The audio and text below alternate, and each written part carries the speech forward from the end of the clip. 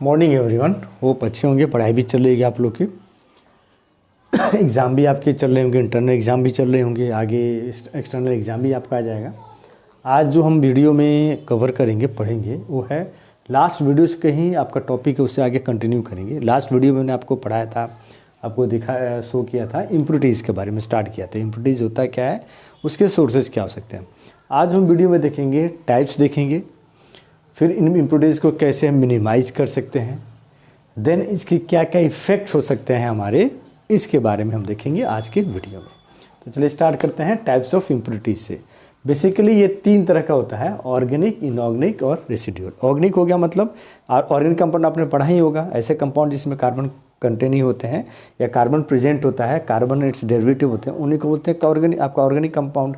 तो वही होता है ऐसे इम्प्योरिटीज़ जिनकी नेचर आपका ऑर्गेनिक हो, मतलब कार्बन कंटेनिंग जो आपके कंपाउंड्स होते हैं वो एज ए इम्प्योरिटीज़ के रूप में प्रेजेंट होते हैं, तो उन्हीं को बोला जाता है ऑर्गेनिक इम्प्योरिटीज़।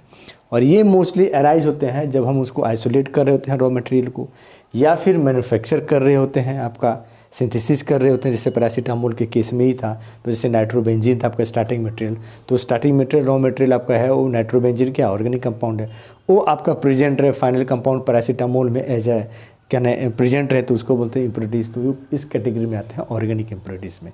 तो जितने भी कार्बन आपके कंटेनिंग आपके जो कंपाउंड्स, केमिकल्स जो हमने ड्यूरिंग सिंथेसिस, आपका मैन्युफैक्चरिंग के दौरान जो हमने यूज़ किया, वो अगर इम्प्योरिटीज़ के रूप में प्रेजेंट रहता है, तो वहीं आपके कंपाउंड्स आते हैं ऑर्गेनिक इम्प्योरिटीज़ में आते हैं। एग्जांपल जैसे स्टार्टिंग मटेरियल हो गया, बाई प्रोडक्ट हो गया, इंटरमीडिएट्स हो गए, डिग्रेडेशन प्रोडक्ट है गए, ये सब कुछ आते हैं ऑर्गेनिक इम्प्योरिटीज़ के अंदर।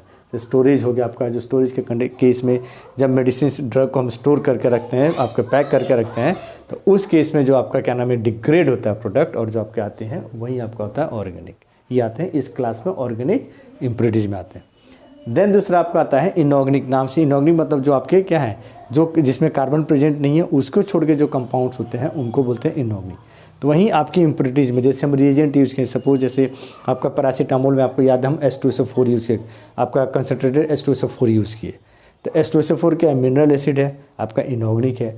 वो एसिड है जो सल्फेट आयन के रूप में प्रेजेंट रहेगा। HCl जो आपका है वो आपका प्रेजेंट रहेगा, ठीक। तो वहीं रिएजेंट्स, कैटलिस्ट, लिगेंड्स जिनकी नेचर इनऑर्गेनिक है, जो कार्बन कंटेनिंग नहीं है, वो अगर प्रेजेंट रहते हैं तो वो भी आपको कैटेगरी आते हैं किसमें, इनऑर्गेनिक इम्प्योरिटीज़ में। और ये भी आपको वही मैन्युफैक्चरिंग प्रोसेस या जो फॉर्मुलेट कर रहे थे, इवन जो हम क्या नाम है आपके जो मैन्युफैक्चरिंग हैजार्ड्स के जितने इम्प्योरिटीज़ आते हैं, जो आपके मशीन्स के पार्ट्स होते हैं, सिर्फ के पार्ट होते हैं, सब क्या मेटल्स होते हैं, आपके प्लास्टिसाइजर्स होते हैं, तो ये सब मेटल्स जो आपके ट्यूब्स होते हैं, ये सब भी आपको जो प्रेजेंट होते हैं, ये सब के सब इनऑर्गेनिक इम्प्योरिटीज़ के क्लास में आपको आते हैं। एंड देन थर्ड कैटेगरी जो आपको आती है वो आपका रेसिड्यूअल सॉल्वेंट। सॉल्वेंट हम यूज़ कर रहे होते हैं, सॉल्वेंट आपका मतलब लिक्विड जो फॉर्मुलेशंस के लिए बनाने के लिए, वो सॉल्वेंट आपका हर जगह जो भी आप कंपाउंड्स, टैबलेट बनाते हैं, कैप्सूल बनाते हैं, आपके कोई भी सस्पेंशन इमल्स सॉल्यूशन, सब जगह आपका सॉल्वेंट यूज़ होना ही होना है, ठीक। तो ये चीज़ आपकी होती है रेसिड्यूअल सॉल्वेंट्स में आते हैं। अब ये डिपेंडिंग की टॉक्सिसिटी क्या है, क्योंकि टॉक्सिसिटी के अनुसार उसका यूज़ भी डिपेंड करता है। इसके ऊपर ये 3 क्लास में क्लास होते हैं, class 1, class 2 and class 3। Class 1 जो होता है ये हाईली टॉक्सिक होता है, और इसका यूज़ मतलब नहीं हम कर, मतलब जब कोई एक्सेप्शन, हम कोई आपका ऑप्शन नहीं मिलता है, वही लास्ट ऑप्शन है, वही सॉल्वेंट को के अलावा कोई दूसरा सॉल्वेंट अवेलेबल नहीं है। मीन्स कोई ऐसा कंपाउंड, कोई ऐसा ड्रग जो सिर्फ उसी सॉल्वेंट में सॉल्युबल है, बाकी में सॉल्युबल नहीं है, तभी उसी केस में हम इसको यूज़ करेंगे, और भी लिमिटेड अमाउंट में यूज़ करेंगे, बहुत कम अमाउंट में, ताकि हमारे शरीर को जाकर आपको टॉक्सिक नहीं हो, हार्मफुल इफेक्ट आपको प्रोड्यूस नहीं करे। जैसे बेंजीन, कार्बन टेट्राक्लोराइड, मिथेनॉल, ये सब मिनिमम यूज़ किए जाते हैं, नहीं के बराबर यूज़ करना चाहिए। लास्ट ऑप्शन होता है, ये सब होते हैं जब लास्ट ऑप्शन कोई दूसरा सॉल्वेंट अवेलेबल नहीं है उस ड्रग के लिए, तब उस केस में हम इसको यूज़ करते हैं। देन दूसरा आपका आता है क्लास 2। ये क्लास 1 से लेस टॉक्सिक होता है, लेकिन इसका मतलब नहीं कि इसका भी यूज़ लिमिटेड होता है, बहुत कम हम इसका यूज़ करेंगे, इससे ज़्यादा करेंगे, लेकिन हाँ लिमिटेड होता है। जैसे आपके एग्जांपल में DMF आपका मिथाइल फॉर्मामाइड होता है, एसीटोनाइट्राइल होते हैं, ये सारे के सारे क्लास 2 के कैटेगरी में आपके आते हैं। एंड देन सबसे लास्ट आपका आता है क्लास 3। ऐसे इस कैटेगरी में जो सॉल्वेंट आते हैं, ये सॉल्वेंट की टॉक्सिसिटी सबसे कम होती, इसलिए इसका यूज़ सबसे ज़्यादा इन तीनों कैटेगरी में सबसे ज़्यादा यूज जो हम करते हैं वो करते हैं क्लास 3 वाला जो होता है उसको हम यूज़ करते हैं सबसे ज़्यादा। जैसे एग्जांपल हम आपका वाटर हो गया, इथेनॉल हो गया, एसीटोन हो गया, एसिटिक एसिड होगा। वाटर हमें कोई खास वाटर तो एकदम हार्म नहीं करता है, हमारी बॉडी में 75% आपका क्या लिक्विड है, वाटर रिप्रेजेंट है। इथेनॉल भी लिमिटेड में लिया जाता है, कोई यूज़ नहीं आपका वो नहीं करता है, हार्मफुल नहीं करता है। एसिटिक एसिड आपका विनेगर होता है, आपका एसिड में यूज़ करते हैं खाने में। एसीटोन भी होता है। तो मोस्टली जो हम सॉल्वेंट फॉर्मुलेशंस के लिए आपका जो क्या नाम है ड्रग को बनाने के लिए जो मोस्टली हम ये सॉल्वेंट यूज़ करते हैं वो होता है क्लास 3 का सॉल्वेंट होता है। तो ये आपका है डिपेंडिंग आपका क्या नाम है कि क्या नाम किस टॉक्सिसिटी क्या है, उनका यूज़ क्या है, उसके ऊपर ये क्लास 3 क्लास में आपका क्लासीफाई किया था। ये बहुत इंपॉर्टेंट है, कभी कभी 2 नंबर के क्वेश्चन में डायरेक्टली पूछ देता है क्लासीफाई रेसिडुअल सॉल्वेंट या वाटर रेसिडुअल सॉल्वेंट्स। तो ये आपका एग्जाम्पल के साथ इसको देना है। तो ये है टाइप्स ऑफ इम्प्योरिटीज़ आपका जो ये 3 कैटेगरी में organic, inorganic, residual. Organic carbon containing जितने भी इम्प्योरिटीज़ हो वो किसी भी सोर्स से आपको आते हैं, वो सब के सब इस कैटेगरी में आते हैं। एक्सेप्ट कार्बन जो कंपाउंड्स होते हैं, जैसे आपका जितने भी मशीनरी के जो पार्ट्स होते हैं, जो रिएजेंट्स कैटलिस्ट हम यूज़ करते हैं, वो सब के सब इस कैटेगरी में आते हैं। और सॉल्वेंट जो लिक्विड हम यूज़ करते हैं, सॉल्वेंट जो भी यूज़ करते हैं, अदर फॉर्मुलेशंस के लिए, सिंथेसिस के लिए, प्यूरिफिकेशंस के लिए, जिस भी पर्पज़ के लिए हम सॉल्वेंट्स यूज़ करते हैं, तो उस आते हैं इस कैटेगरी में आपका थर्ड रेसिडुअल सॉल्वेंट आती है।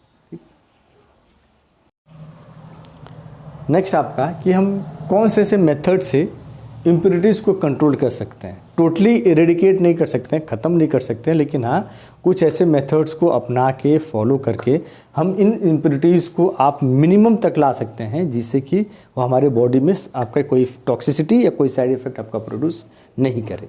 तो ये 3 स्टेप्स हैं, जिस स्टेप्स को हम फॉलो करके, या 3 प्रोसेस है जिनको हम फॉलो करके इजीली इम्प्योरिटीज़ की जो अमाउंट है किसी भी फॉर्मुलेशंस में उसको हम कंट्रोल कर सकते हैं, उस अमाउंट तक क्वांटिटी तक ला सकते हैं, क्वांटिटी तक, जिससे कि हमारे बॉडी को कोई हार्मफुल इफेक्ट आपका प्रोड्यूस नहीं है।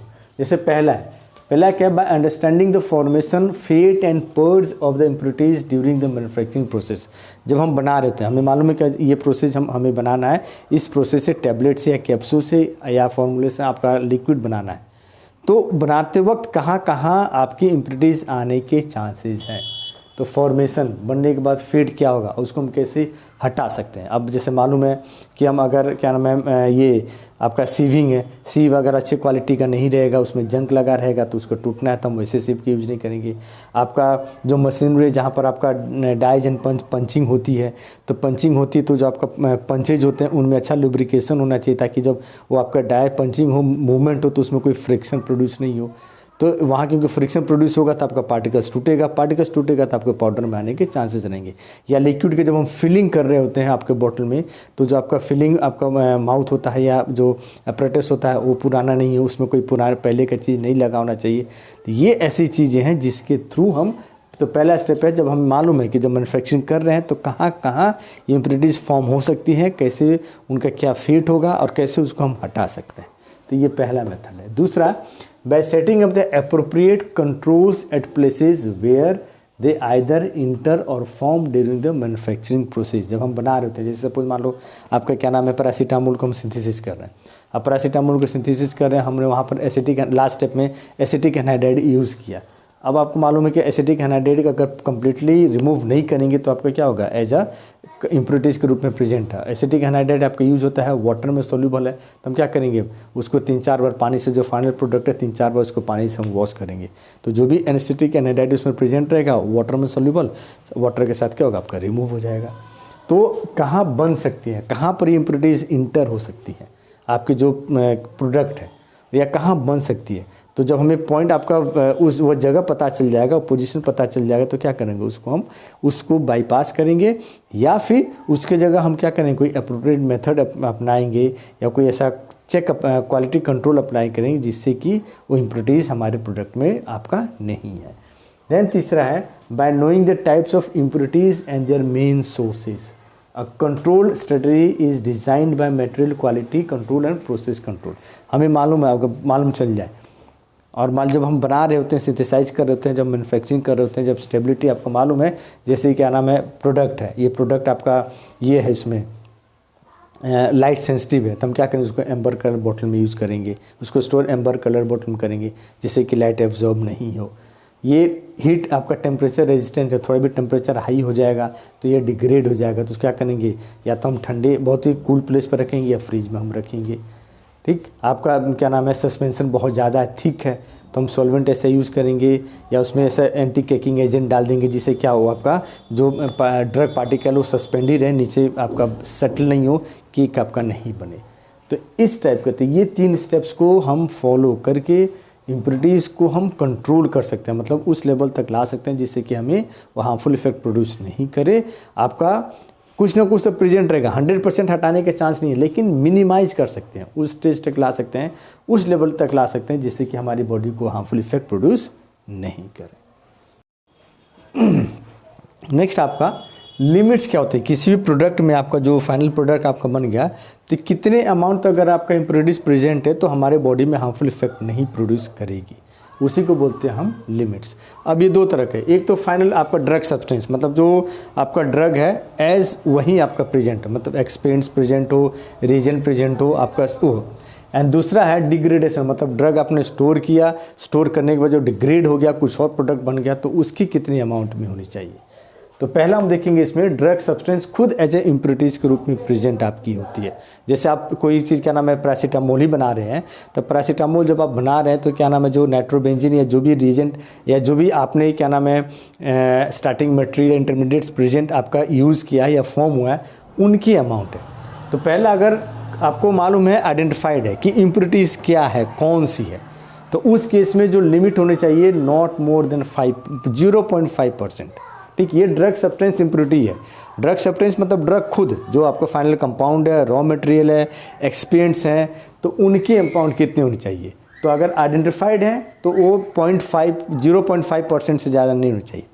आइडेंटिफाइड नहीं है कि कौन सा है, मतलब नाइट्रोबेंजीन है, स्टार्टिंग मटेरियल की इंटरमीडिएट है कि रिएजेंट है, कौन सा रिएजेंट है, तो उस केस में उसकी क्वांटिटी 0.3% से ज़्यादा नहीं होनी चाहिए। और टोटल आइडेंटिफाइड हो या अनआइडेंटिफाइड हो, जो भी हो, 1% से ज़्यादा आपका कोई भी जो आपका ड्रग सब्सटेंस है उसकी एज ए इम्प्योरिटीज़ के रूप में 1% से ज़्यादा नहीं होनी चाहिए। अगर वो रहेगा तो उसको हम यूज़ नहीं करेंगे, डिस्कार्ड कर देंगे। इससे कम रहेगा तभी हम यूज़ करेंगे, क्योंकि 1% से ज़्यादा रहा तब आपके क्या होगा, बॉडी में बहुत ही सीरियस या मतलब हार्मफुल इफेक्ट प्रोड्यूस करना स्टार्ट कर देते हैं। दूसरा आपका ये है डिग्रेडेशन, मतलब जब आप ड्रग को स्टोर करके रखते हैं, फॉर्मुलेशंस को स्टोर करके रखते हैं, तो उस केस में due to improper storage conditions, light या एटमॉस्फेरिक कंडीशंस के कारण अगर उसमें जो आपके फाइनल प्रोडक्ट है, जो आपके एक्सपेंट्स हैं, वो डिग्रेड हो जाते हैं, कोई दूसरा कंपाउंड बना लेते हैं, तो वो कंपाउंड की लिमिट क्या हो। अगेन अगर आइडेंटिफाइड है, जो भी डिग्रेडेड प्रोडक्ट बना और जो इम्प्योरिटीज के रूप में प्रेजेंट है वो आइडेंटिफाइड है कि कौन सा बना है, तो उस केस में 1% से ज़्यादा नहीं होने चाहिए। कौन सा डिग्रेडेशन प्रोडक्ट बना है उसके बारे में नहीं आपको पता है, जो अनआइडेंटिफाइड है, तो वो 0.5% से ज़्यादा नहीं होनी चाहिए। एंड टोटल आपका 2% डिग्रेडेशन प्रोडक्ट जो है टोटल 2% से ज़्यादा नहीं होनी चाहिए। 2% से अगर ज़्यादा रहेगा तो हम उस प्रोडक्ट को यूज़ नहीं करेंगे, डायरेक्टली डिस्कार्ड कर देंगे, उसको थ्रो कर देंगे। तो ये लिमिट्स हैं आपके क्या नाम है, किसी भी सब्सटेंस में, किसी भी फॉर्मुलेशंस में कोई भी इम्प्योरिटीज़ कितने अमाउंट में प्रेजेंट होनी चाहिए, उसकी ये लिमिट है। इस लिमिट में रहेंगे तो हम यूज़ करेंगे, लिमिट में नहीं रहेंगे तो हम उसको यूज़ नहीं करेंगे। ठीक है।